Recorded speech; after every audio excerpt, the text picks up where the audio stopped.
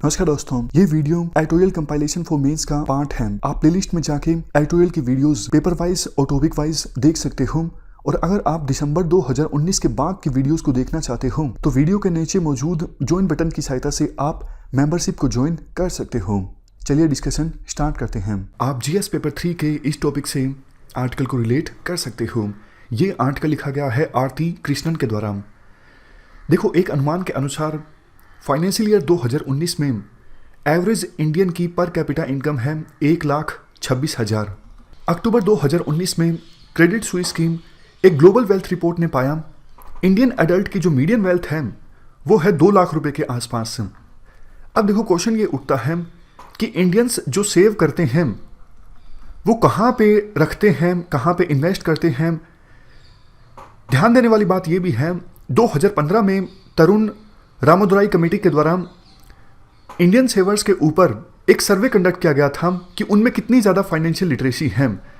और इस सर्वे में रामादुराई कमेटी ने पाया कि 30% इंडियन सेवर्स ऐसे हैं उन्हें सिंपल इंटरेस्ट और कंपाउंड इंटरेस्ट के बीच डिफरेंस भी नहीं पता है।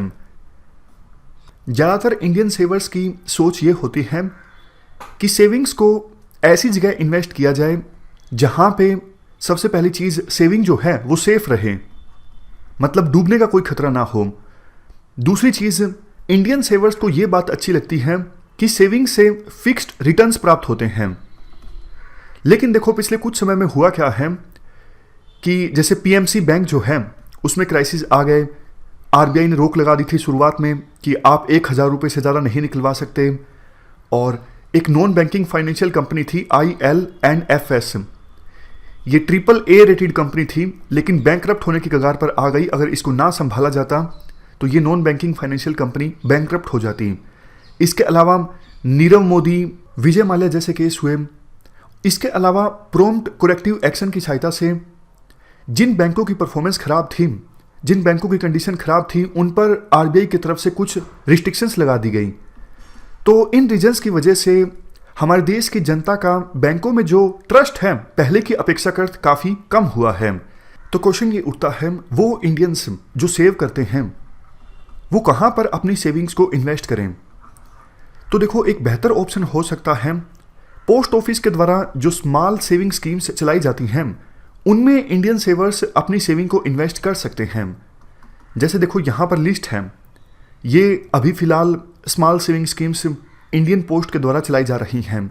इन स्मॉल सेविंग स्कीम्स में पैसा इंडियन सेवर्स के द्वारा इन्वेस्ट किया जा सकता है। फ़ायदा क्या होगा? देखो, अभी आप बैंकों में जो जमा पैसा करवाते हो उस पर आपको सिर्फ 1 लाख रुपए तक की गारंटी मिलती है। मान लीजिए आईसीआईसीआई बैंक में आपने 10 लाख रुपए जमा करवाए, अगर बैंक डूब गया कल को तो 1 लाख रुपए तक की गारंटी है कि 1 लाख रुपए तो आपको वापस मिलेंगे ही मिलेंगे, इससे ज़्यादा की गारंटी नहीं है। लेकिन स्मॉल सेविंग स्कीम्स में आप जो पैसा इन्वेस्ट करते हो, देखो, ये एक प्रकार से गवर्नमेंट आपसे बोरो कर रही है। ये सारा पैसा गवर्नमेंट लौटाएगी ही लौटाएगी, पूरे पैसे की गारंटी है। हर साल वैसे भी सेंट्रल गवर्नमेंट को फिस्कल डेफिसिट को एड्रेस करने के लिए 6-7 लाख करोड़ तो मार्केट से बोरो करना ही पड़ता है। लेकिन होता क्या है, अभी सेंट्रल गवर्नमेंट अपनी गवर्नमेंट सिक्योरिटीज को बेच देती है इंस्टीट्यूशनल इन्वेस्टर्स को, यानी बड़े इन्वेस्टर्स को। आवश्यकता यह है कि सेंट्रल गवर्नमेंट स्मॉल इन्वेस्टर्स को भी मौका दे कि वो गवर्नमेंट सिक्योरिटीज में इन्वेस्ट कर सकें। लेकिन प्रॉब्लम यह है कि अभी इंडियन सेवर्स का इंटरेस्ट कम है स्मॉल सेविंग स्कीम्स में। ऐसा क्यों, वो हम जानेंगे। लेकिन डेटा की सहायता से आप एक बार समझिए कि स्मॉल सेविंग स्कीम्स में लोग कितना कम इन्वेस्ट करते हैं। फाइनेंशियल ईयर 2019 खत्म होने तक हमारे जो कमर्शियल बैंक्स हैं उनमें डिपॉजिट रहा 126 लाख करोड़, जबकि स्मॉल सेविंग्स स्कीम्स में लोगों ने इन्वेस्ट किए सिर्फ 8.9 लाख करोड़। कुछ नॉन बैंकिंग फाइनेंशियल कंपनीज ऐसी हैं जहां पर लोगों ने खूब इन्वेस्ट किया, लेकिन इसके अपेक्षाकृत पोस्ट ऑफिस की जो स्मॉल सेविंग स्कीम्स हैं उनमें लोगों ने कम इन्वेस्ट किया। तो अब हम आगे देखो रीजंस जानेंगे और ये भी समझेंगे अभी इंडियन पोस्ट की जो स्मॉल सेविंग स्कीम्स हैं उनमें क्या बदलाव लाया जा सकता है, उनका डिज़ाइन किस प्रकार से चेंज किया जा सकता है ताकि ज़्यादा से ज़्यादा इंडियन सेवर्स को अट्रैक्ट किया जा सके post office scheme, small saving schemes में इन्वेस्ट करने के लिए। फर्स्ट रीज़न, क्यों इंडियन सेवर्स कम इन्वेस्ट करते हैं स्मॉल सेविंग स्कीम्स में? देखो, इंडियन सेवर्स को लॉन्ग टर्म वाली स्कीम्स चाहिए, मतलब ऐसी स्कीम्स चाहिए जिसकी सहायता से वो अपनी सेविंग को लॉन्ग टर्म के लिए इन्वेस्ट कर सकें, 10 सालों के लिए, उसके बाद फिक्स्ड रिटर्न मिले, या फिर 20 सालों के लिए, उसके बाद फिक्स्ड रिटर्न मिले। लेकिन इंडियन पोस्ट के द्वारा अभी जो स्कीम्स चलाई जाती हैं स्मॉल सेविंग स्कीम्स, 9 में से देखो 6 स्कीम्स तो ऐसी हैं जिनका टाइम स्पैन जो है वो 1 साल से 5 साल तक है।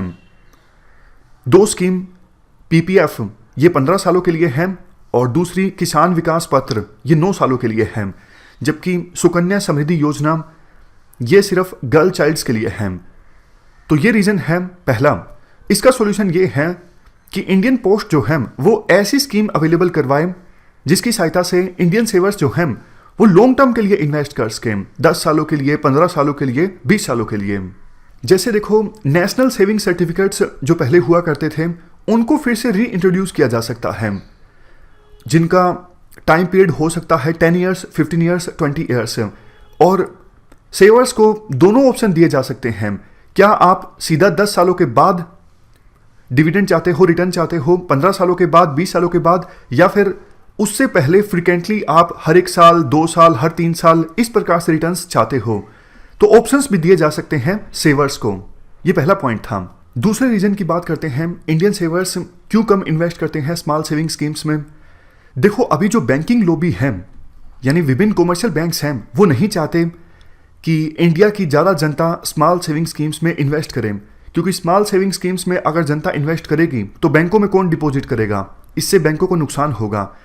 इसलिए वो सरकार को बोलते रहते हैं, आप अच्छी स्मॉल सेविंग स्कीम्स मत चलाने दीजिए, या फिर रिस्ट्रिक्शंस लगा दीजिए, ज़्यादा जो लोग हैं वो स्मॉल सेविंग स्कीम्स में इन्वेस्ट ना करें। एग्जाम्पल के तौर पर अभी देखो, कैप लगाया हुआ है, पब्लिक प्रोविडेंट फंड में मैक्सिमम 1.5 लाख रुपए जमा करा सकते हैं, सीनियर सिटीजन सेविंग स्कीम में 15 लाख रुपए जमा कराए जा सकते हैं, और मंथली इनकम अकाउंट के लिए कैप है 4.5 लाख, मतलब इससे ज़्यादा पैसा नहीं जमा करवाया जा सकता। तो आवश्यकता ये है, ये जो कैप है इसे एक्सटेंड कर दिया जाए। पब्लिक प्रोविडेंट फंड के लिए कैप हो सकता है 5 lakh, senior citizen saving scheme के लिए 25 लाख का हो सकता है, 10 लाख का हो सकता है मंथली इनकम अकाउंट स्कीम के लिए। इससे ज़्यादा इन्वेस्टमेंट हो सकेगी स्मॉल सेविंग स्कीम्स में। तीसरा पॉइंट, अभी देखो, इनकम टैक्स एक्ट के सेक्शन 80C में प्रोविजन ये है, अगर आप इन इंस्ट्रूमेंट्स में इन्वेस्ट करते हो तो आपको 1.5 लाख रुपए का टैक्स ब्रेक मिलता है। एग्जाम्पल की सहायता से समझें, मान लेते हैं टैक्स स्लैब ये कहती है कि जिनकी इनकम 5 लाख से कम है उनको कोई इनकम टैक्स नहीं देना पड़ता, जबकि आपकी जो इनकम है वो 1 साल में है 6.5 लाख, तो क्या आपको टैक्स देना पड़ेगा? अगर देखो 6.5 लाख में से जो आपकी एनुअल इनकम है, आपने 1.5 लाख रुपए इनमें से किसी इंस्ट्रूमेंट में जमा करवाए हैं, तो आपको 1.5 लाख रुपए का टैक्स ब्रेक मिल जाएगा, आपको उस 1.5 लाख रुपए पे टैक्स नहीं पे करना पड़ेगा। ये कहता है इनकम टैक्स एक्ट का सेक्शन 80C। लेकिन प्रॉब्लम ये है, स्मॉल सेविंग स्कीम्स में जब हम इन्वेस्ट करते हैं तो प्रिंसिपल अमाउंट पे तो टैक्स ब्रेक मिलता है, लेकिन जो रिटर्न्स मिलते हैं उन पे टैक्स ब्रेक नहीं मिलता है, उन पर टैक्स पे करना पड़ता है। सिर्फ 2 स्कीम्स ऐसी हैं, एक तो पीपीएफ और दूसरा सुकन्या समृद्धि योजना। इन 2 स्कीम्स में जो इंटरेस्ट प्राप्त होता है उस पर भी टैक्स ब्रेक मिलता है, उस पर भी आपको टैक्स पे नहीं करना पड़ता है। लेकिन बाकी जो स्कीम्स हैं उनमें सिर्फ प्रिंसिपल पर टैक्स पे नहीं करना पड़ता है, लेकिन जो रिटर्न्स प्राप्त होते हैं उस पर टैक्स पे करना पड़ता है। तो आर्टिकल में ये सजेस्ट किया जाता है कि भैया आप ऐसा प्रोविजन कर दो कि जो रिटर्न्स आपको प्राप्त होते हैं स्मॉल सेविंग स्कीम्स पर, उन पर भी आपको टैक्स ना देना पड़े, ताकि ये स्कीम्स और ज़्यादा अट्रैक्टिव हो जाएं। चौथा पॉइंट, देखो, जो स्मॉल सेवर्स होते हैं वो प्रिडिक्टेबिलिटी चाहते हैं, मतलब इतना साल अगर हम पैसे जमा रखेंगे तो इतना रिटर्न प्राप्त हो जाएगा।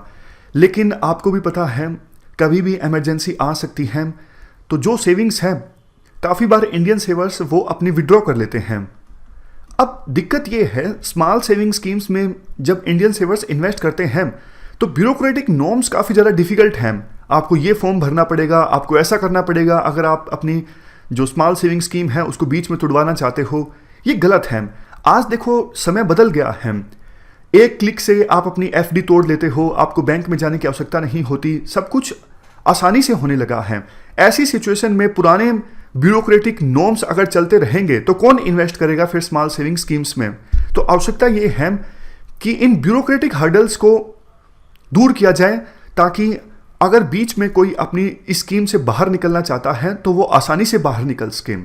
पांचवा पॉइंट, देखो जैसा हमने डिस्कस किया पहले, आज डिजिटल टेक्नोलॉजी आ चुकी है, इन्वेस्टमेंट काफ़ी ज़्यादा आसान हो गई है। कस्टमर्स नहीं चाहते कि बार बार वो बैंक में विजिट करें या फिर पोस्ट ऑफिस में विजिट करें अपनी इन्वेस्टमेंट को मैनेज करने के लिए। बैंकों में आप स्मूथलेसली इन्वेस्ट कर सकते हो और बहुत कम बार आपको बैंकों में जाना पड़ता है।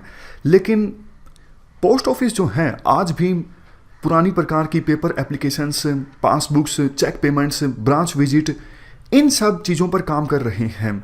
लेकिन आज के समय में जो कस्टमर्स हैं वो नहीं चाहते कि इस प्रकार से उन्हें प्रॉब्लम्स का सामना करना पड़े अपनी इन्वेस्टमेंट को मैनेज करने में।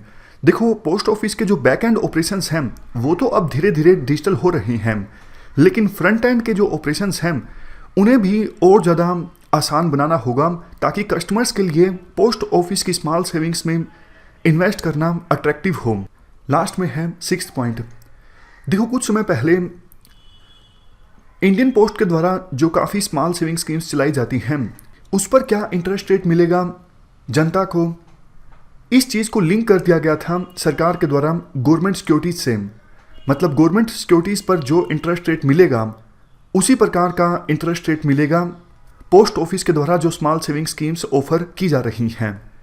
तो आजकल में कहा जाता है ये देखो कोई बुरी बात नहीं है, लेकिन सरकार एक फिक्स स्प्रेड बता दे कि आपको 6% से लेके 8% तक का इंटरेस्ट प्राप्त हो सकता है, या फिर 10% से लेके 12% तक का इंटरेस्ट प्राप्त हो सकता है, ताकि कुछ तो प्रेडिक्टेबिलिटी रहे, कुछ तो श्योरिटी रहे जनता को कि इतना रिटर्न्स तो हमें मिलेगा ही मिलेगा, और ये जो स्कीम्स हैं और ज़्यादा ट्रांसपेरेंट हो सकें।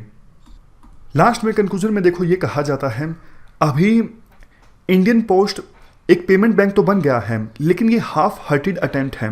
क्यों ना इंडियन पोस्ट को एक फुल फ्लैज डिपॉजिट बैंक में कन्वर्ट कर दिया जाए, जैसे SBI, PNB, वो सारे बैंक्स हैं। तो इंडियन पोस्ट को इसी प्रकार के बैंक में कन्वर्ट अगर कर दिया जाता है तो इससे ना सिर्फ सरकार को फ़ायदा होगा बल्कि हमारे जो स्मॉल सेवर्स हैं उनको भी काफ़ी ज़्यादा फ़ायदा होगा। इस डिस्कशन में फ़िलहाल इतना ही है। Thank you very much for discussion.